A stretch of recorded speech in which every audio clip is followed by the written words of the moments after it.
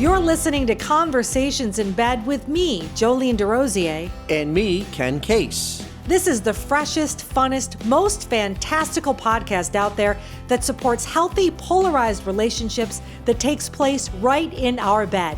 Don't go anywhere. We're about to give you the goods on love, life, and leaning into truly powerful relationships right now. You are listening to Conversations in Bed with Joleene and DesRosiers. And I'm Ken Case. And thank you so much for joining us once again.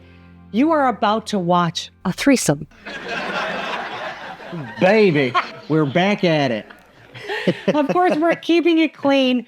We're super excited because we are now incorporating guests into the podcasts during our conversations. And of course, when we bring them in, they sit right here between us. And in a moment, you're going to meet Teresa Ford.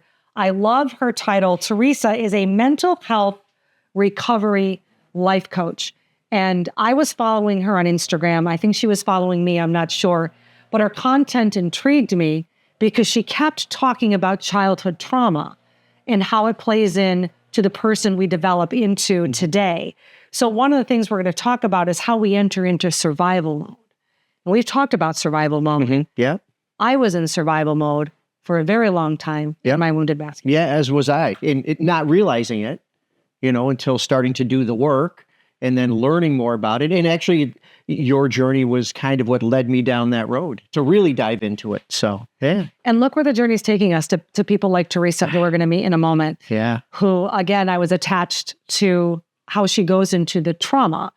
And my coach talks about the trauma, the childhood trauma, and he goes into the internal family system model, where you can either be the exiled child and it all comes out in how you behave, or you become the manager in your life and it all comes out in how you behave, or you become the firefighter and it all comes out in how you behave. And we'll touch on all of that, but in Teresa's terms, and how she shares it with her clients and how she moves people through these truly incredible spaces to become the very best version of themselves. So yeah, it's so helpful to have somebody open your eyes to that, because it can speed the process up. It can really move you through the healing process once you learn the terms and everything else that goes with that, and that you're not the only one, and there's people out there that are willing to lay it on the line and teach you.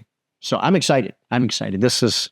Me too. Yeah. I think it helps us as a couple. And that's our goal with the podcast, is to help listeners, whether they're coupled or not. Yep. And individually, because, as we know, we have to be able to love ourselves and be able to move ourselves ahead to be able to have somebody else and then really bring that person into your being. I'm gazing at you because you're wearing your glasses. And you wore your glasses when we first met. Yeah. And then you had, what did you have done? Well, I had my cataract surgery. Yeah. Ken's 60. You're like, we're in that age group now. I did not get a senior discount on that, though. Yeah. Yeah. So, the story with the glasses, my vision is fine. I just got so wearing cheaters all the time, as everybody does. You have cheaters in every room, and I would always lose them and whatever. So these really are the top is pretty much not a prescription. I really wear them just for reading in the lower portion. And when I fly, right? So when I'm flying, I need to look outside and I can see the distance. And then I can, by just glancing down, I can see, the instruments, the GPS, all that stuff with the smaller numbers. So it's just easier to just wear the glasses. Speaking of looking down, what's in your mug? So in my mug, I got the coffee. I got Burke's Beans. Burke's Beans, yeah. Our first sponsor that we had, Burke's Beans, love them. Thank you so very, very much. And this is a morning motivation breakfast blend. And we've had this before. We keep going back to it. Yeah. It's a medium roast. And the Burke's Beans, it's so good. Please visit their website. Look at their stuff. They'll ship to you. It's well worth the wait to get it. Yeah, I highly encourage it. And we are grateful to Greg. Absolutely. The website is right here, burksbeans.com, because he gifted us this in exchange for a sponsorship, because we like to drink coffee on the podcast and we're stuck on it. Yeah, and we're on the East Coast and he's on the West Coast. So this is something we wouldn't have experienced. Yeah. So I'm bringing two worlds together. Cool. All right, I have a question for you. Yes, dear. Okay. I'm going to read it so I don't say it wrong. Okay. But in the podcast, we'd like to ask a question that kind of takes us off guard so we can get the most authentic answer.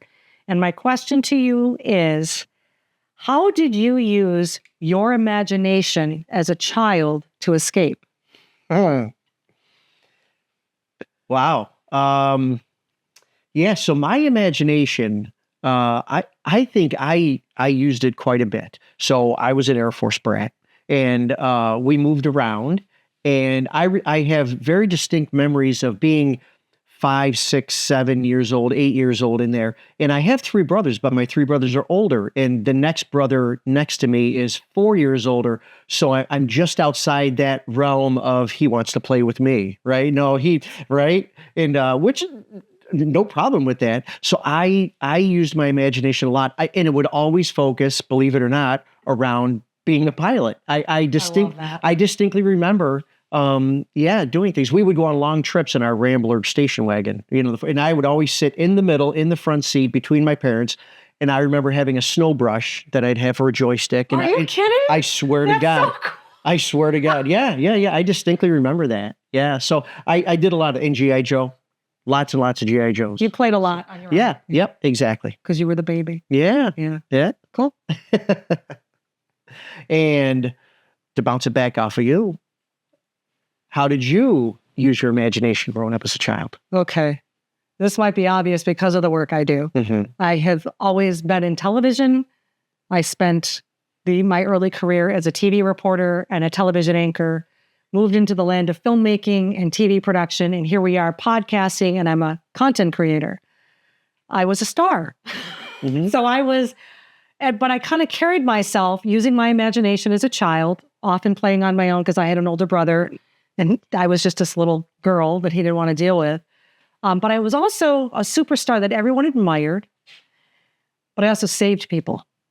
So I was somebody that people admired, but at the same time, I came in and whatever situation they were dealing with, I saved them and got them through it. So I was a hero of sorts without actually wearing a cape. Well, baby, I was just going to say, it's no secret that you are my Wonder Woman. So... Oh my God, it is so hokey and I love it. That's fantastic. All right. I appreciate you. Well, I wanted to ask you this question because Teresa is going to talk a little bit about how these spaces that we're in as a child, what it means, how we develop into an adult with those spaces, and then how we move through it. So without further ado, here in this space, there she is, Teresa. Hi. Welcome to Conversations in Bed. I am so excited to be here with you. I've never had more fun in a threesome. We're learning to hear never that. had a threesome, so just to be clear. This is our second time. I can't say you are our first, but actually our third time now that I think of it. We had Michelle Manley as a guest. We had Anna Marks, and now we have Teresa Ford. So we appreciate your time. We appreciate your experience and your expertise. So we're going to get to the guts and the goods of who you are. Let's go. Yeah, I introduced you as a mental health recovery life coach. What is that? Tell me about that. I personally believe that we were an empty slate when we came into this life. Our spirits entered our bodies, and we were programmed by the caregivers that were right in front of us that we were hoping would tell us the truth about who we are. Yeah. So if they didn't tell us the truth and they shared their pain with us instead, then we need to recover from that. So when we go back to our true, authentic self, we no longer live by the old stories, right? So it's trauma recovery because you can recover from it. But I will say that it takes a deliberate effort to stay focused every day to raise your vibrational energy. Because if you're given any sign that you weren't enough, or that you were in the way, or that you should be invisible, or that you were too much, or that your big feelings didn't count, if any of that was happening in your childhood, then you stayed in that low vibrational state. So you can be like looking around the room, like, is there danger? Do I need to be aware? Is someone going to blindside me with their angst or frustration? So when we can recover from that, which is a daily effort, it's pretty good. Like, we're not suffering nearly as much, and we can actually get to a place where we're not suffering most of the time. Would you say that that is work that we should all be doing, but many of us probably don't recognize or realize that we can do the work to move to this different space? Some of us choose to say, I see this a lot in my comments, that this is the way it is, and I just have to deal with it and exist in my life.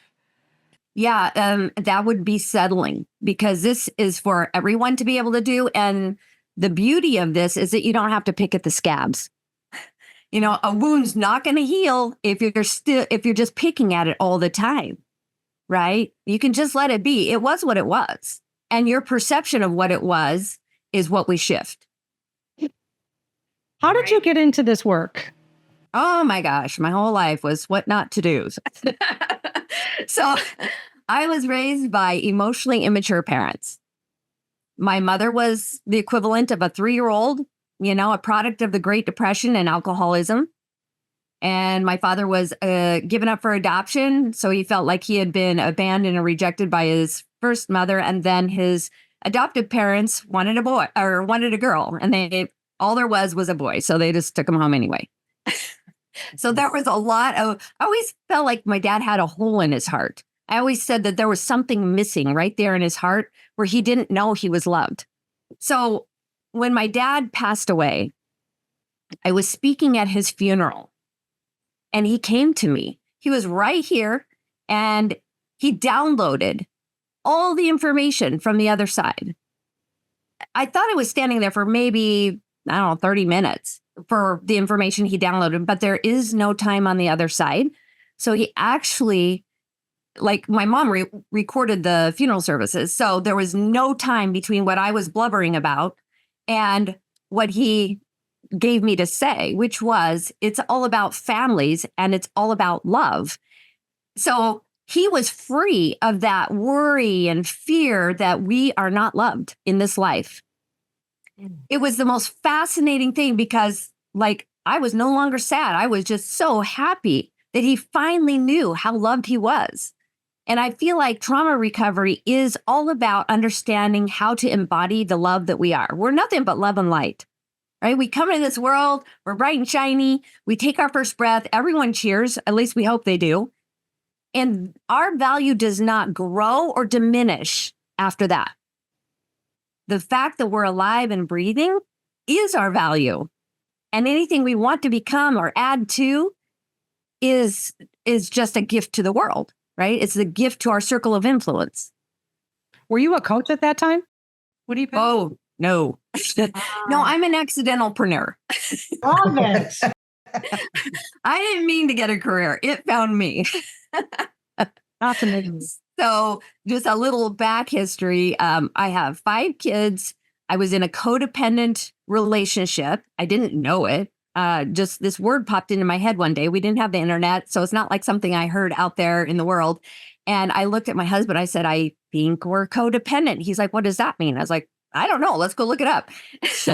So we had this really rough relationship where we didn't have the backstory of attachment styles or childhood wounding. I didn't know anything about that. All I knew is that we could not get on the same page.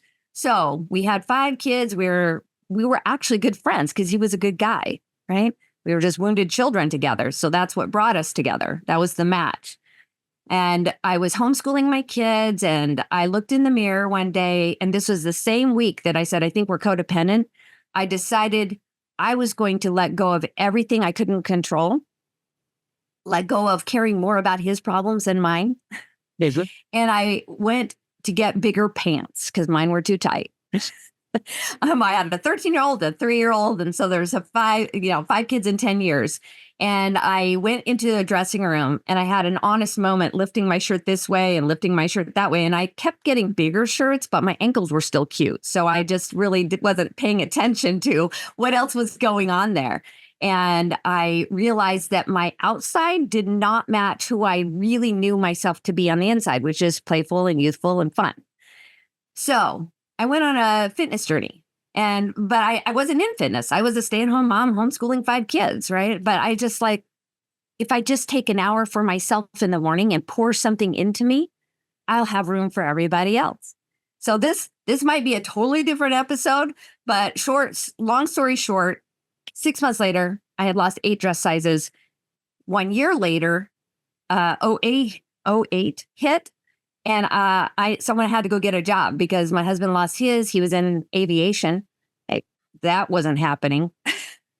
Like the economy crashed, right? So he was in sales, and so that he didn't have a job, and I had to go put on my big girl pants, and I got a job at a gym. So that's how fitness started. And I was in fitness for 16 years, but then that ran its course. And then I was in a period of trauma recovery. I had to find out who I was if I wasn't wearing all the hats: mother, provider, fitness trainer, mother, or brother, sister, friend. Like, I just took off all the hats, right?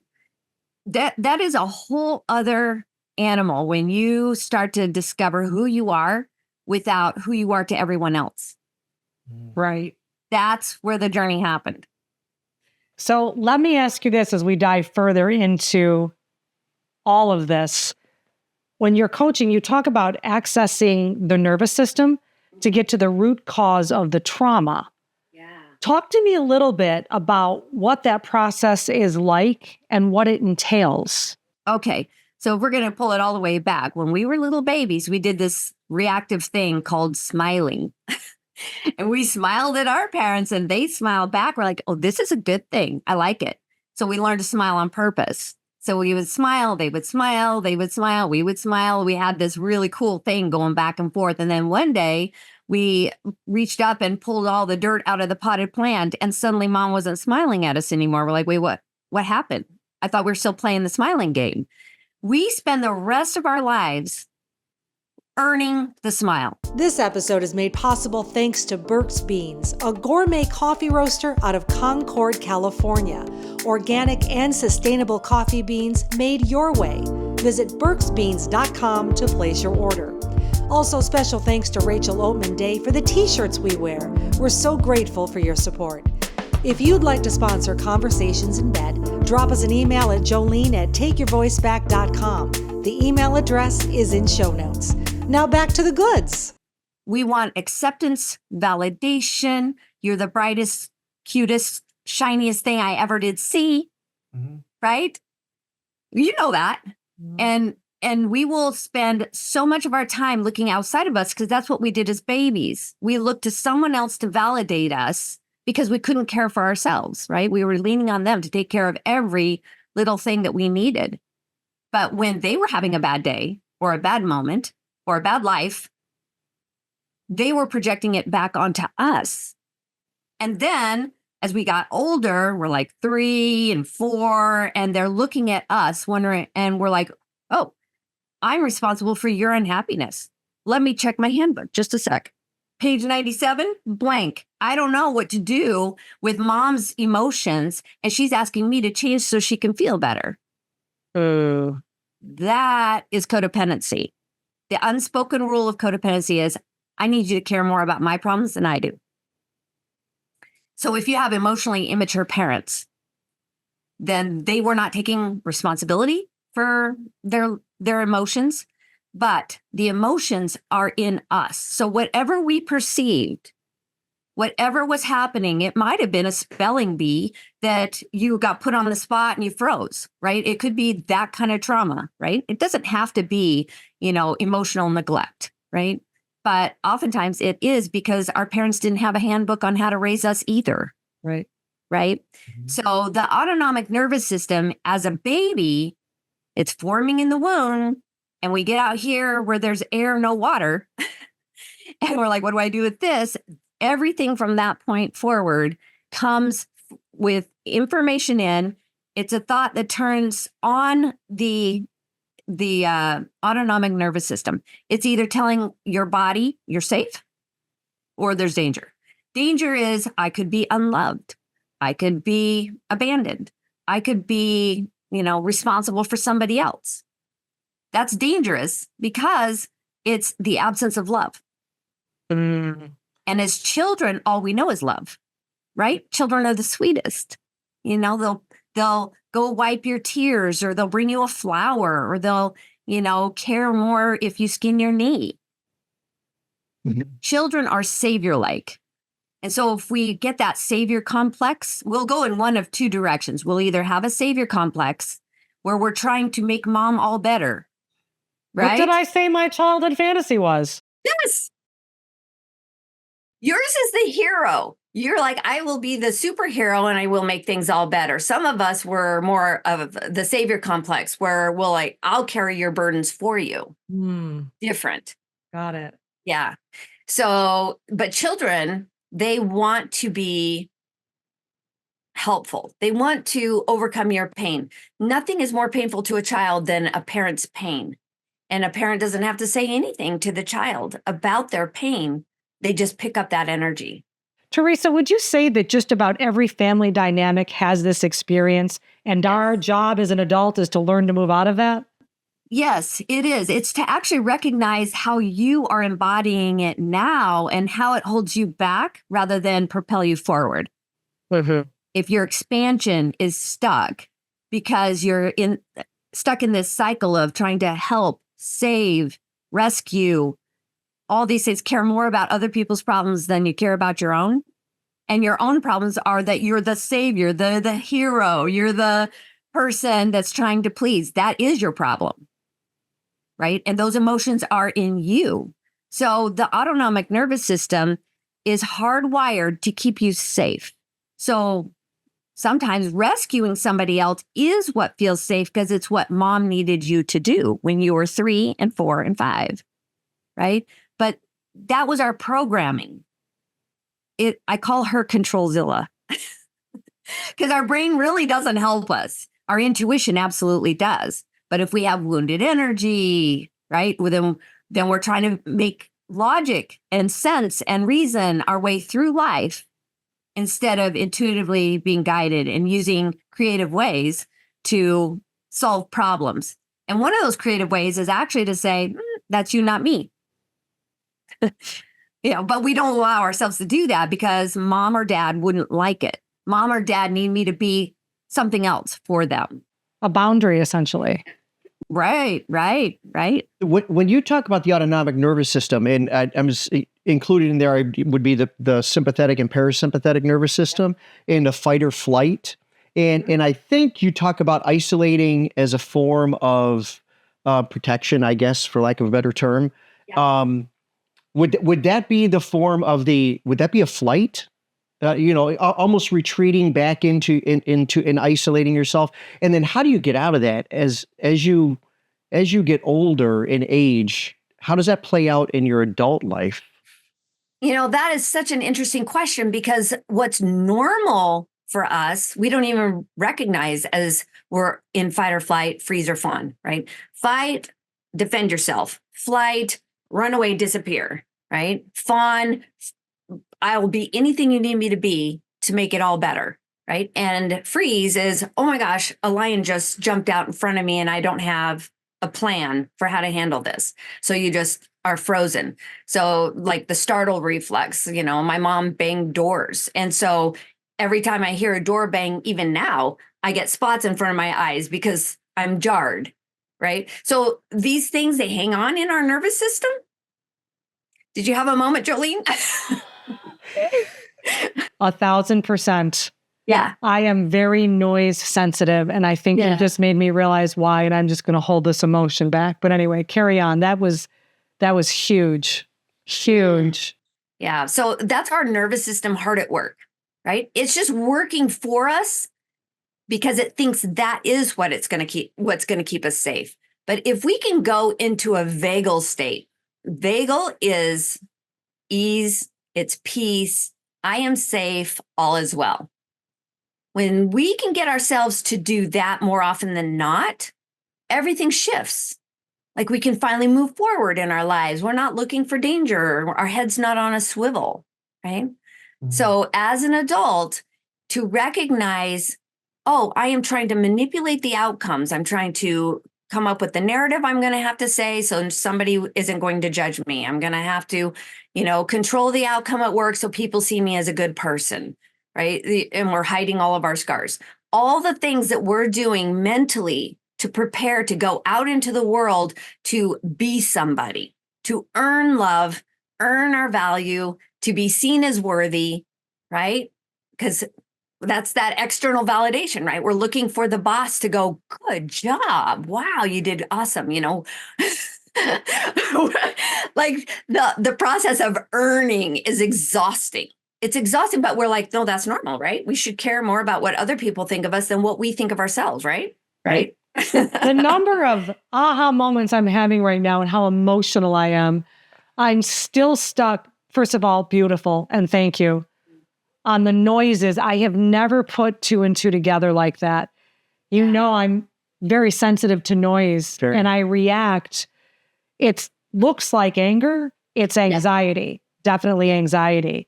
I don't know if you have a question off of that. I'm just kind of shook right now and I need to align. Joleene needs to slump down and put her head on the pillow for a minute. Yeah, I was just curious as to what it looks like as you learn, as we age and as we mature, to get out of that state, to finally make the move and go within ourselves to make that move. Yeah. Ken, what you were saying about isolating. Yeah. Yes. Do you have experience with that? I think so. Where you just go in your cave? I've heard you say, go in my cave. I think so. Yes. Yeah. Yeah. And that is because you're a peacekeeper. Am I wrong? Yeah. Yeah. Okay. Yeah. So you will even self-abandon to keep the peace. If it's what somebody else needs, you will roll over to conflict. Yeah. Ask me how I know. So, so your autonomic nervous system is trying to keep you safe. You're like, I don't have any needs right now. What I need is peace. And that's what you'll do to get the thing you need most, is to give up what you actually want most for what somebody else needs now, right? That's isolation. That's the fight or flight. That's you doing what keeps you safe. And when we realize that need to, like, okay, she's upset, I'm going to go get in the car and go for a drive and run away from it, is very different than saying, okay, what if I am safe right now? What if that little me that got stuck in the past in rollover to conflict, what if he's not back there right now? What if I reach out, grab hold of him, stick him under my wing, and tell him, don't you worry. We're not back there when you were 6 and you didn't know what to do with conflict. We're right here. And this isn't conflict. These are just emotions. Yeah, I think that's what I was getting at. As we mature into that and how we deal with that. That was great. I like that. Oh, one more question as we wrap things up, and I feel like we could go on for hours. All day. Which means you have to come back. I will. So I didn't get a chance to ask you about, I'm going to ask you 2 more questions. So we might go a little bit over, but maybe as efficient as you can offer us. Can you talk to us before I close things up, what generational trauma is? Yeah, it's just the energy of the lack of love that's handed down to us. It's the belief system that you're not enough. So my mother's father was an alcoholic. He would beat the kids. The kids were like, my dad doesn't love me. And I'm going to stick to that story because I trusted him to tell me the truth of who I am. I am unlovable. So my mom spent her whole life, right down to her dying day, saying, you can't love me and I'm going to prove it. That was her story. That was generational. My grandfather, I don't know what happened or why he turned to alcoholism, but there was pain. Emotional pain, the lack of love, the lack of worthiness somewhere back there. And I don't know if he got it from his mother or his father or from their mothers and fathers, but it was handed down. And some of us are pattern breakers. That means the buck stops here. It's like, I am no longer available to live like that and not experience love in this life. I love that. That's you two.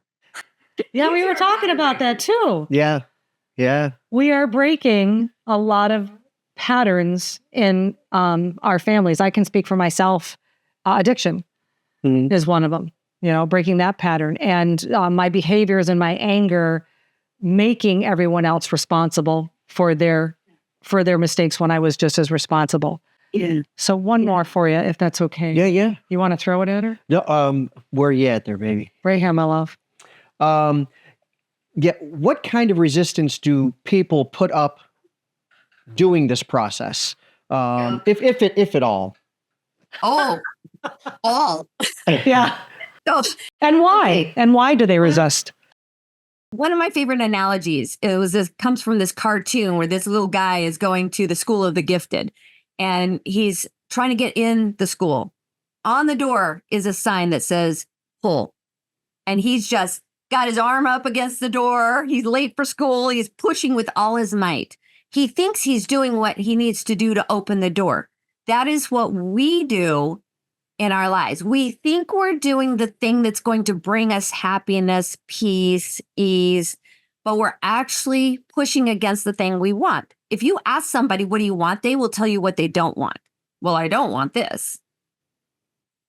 And that is what they're focused on. I don't want that. I don't want someone to not love me. I don't want a rejection. I don't want abandonment. If they're focused on that, they get more of it. Right? If you push hard enough on that pull door, it's still not going to open, but it's not the door's fault. The door has hinges, the door has instructions, and the door has a handle. If we will just back up for 2 seconds, let go and surrender, we'll notice the sign. We'll notice the way in.